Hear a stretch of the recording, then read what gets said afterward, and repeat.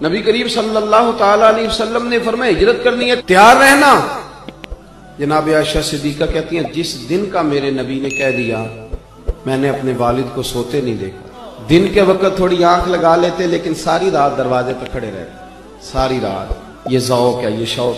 اور ایسا بھی نہیں کہ منٹ منٹ پہ فون کر کے پوچھا جائے کہ کدوں کو جانا ہے، ایسا بھی نہیں، آ کے پوچھا نہیں، ایک دفعہ کہہ دیا سو کہہ دیا۔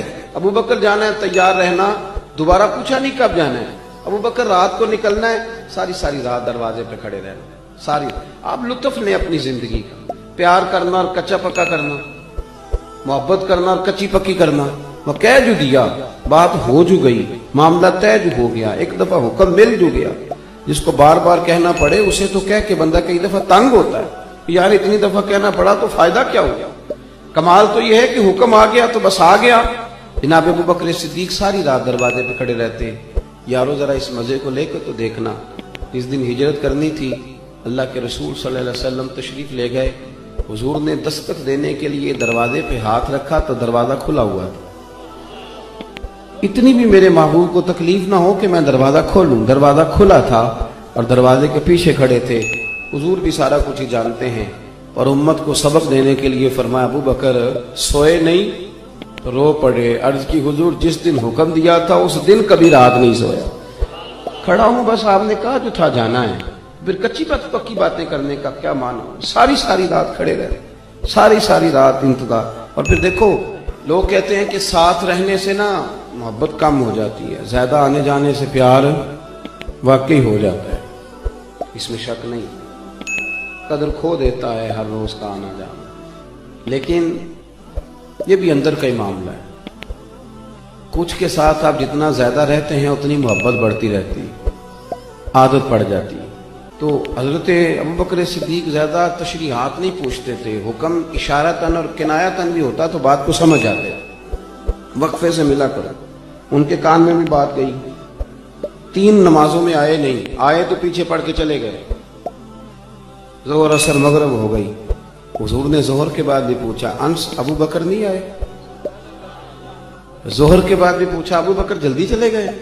مغرب ذرا غور تو کرنا، ذرا اس کا ذائقہ تو لینا۔ تیسری دفعہ پھر پوچھا ابو بکر صدیق 3 نمازیں گزر گئی ملاقات نہیں ہوئی۔ کریم محبوب صلی اللہ علیہ وسلم نے تیسری دفعہ پوچھا تو حضرت انس کہتے ہیں میں پہنچ گیا، میں نے جا کے ابو بکر صدیق سے کہا کہاں گھوم رہے ہیں آپ؟ 3 دفعہ حضور پوچھ چکے۔ جناب صدیق ایک بار دوڑے آئے، حضور حکم ہو، کہاں تھے؟ حضور لفظ ادا کر رہے تھے تو آنکھوں میں آنسو بھی چمک رہے، کہاں تھے صبح سے، کہاں تھے؟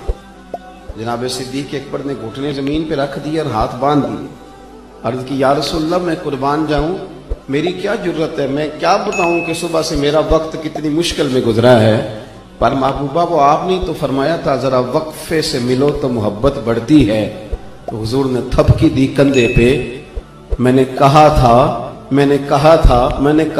پر تجھے تو نہیں نہ کہا تھا، اور میں نے کہا تھا لوگوں سے، وہ تھے کچھ لوگ جن سے کہا تھا پر ابو بکر تجھے تو نہیں نہ کہا تھا، تو نہ جایا کر یار، تو رہا کر، تو رہتا ہے تو طبیعت لگی رہتی، تو رہتا ہے تو بات بنی رہتی ہے، تیرا یہاں رہنا قرار دیتا ہے بعض اوقات۔ یار اس طرح کا وفادار آدمی، اس طرح کا رنگ، اس طرح کا مزاج، حضور فرمائے تو نہ جایا کر، تو رہا کر۔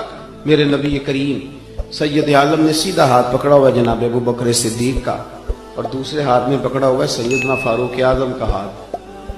مسجد سے باہر نکل کے جب آئے نا حضور یوں کر کے جیسے بادلوں کے بیچ سے سورج نہیں کبھی نکل کے آتا اور کبھی چاند نہیں اچانک چمکتا تو وہ چھا جاتا ہے، حضور مسجد سے نکلے تو صحابہ کہتے ہیں دل خوش ہو گئے حضور کا چہرہ دیکھ کے، اور جب ہم خوش ہو رہے تھے نا تو حضور نے فرمایا میری اور ان کی رفاقت کو یہاں تک نہ سمجھنا، یہ جامع ترمذی میں موجود ہے، فرمایا یہاں تک نہ سمجھنا، فرمایا یہ جس طرح میں نے آج ان کا ہاتھ پکڑا ہے اور میں نکلا ہوں نا، جب میں قبر سے نکلوں گا پھر بھی میرا یہی طریقہ ہو۔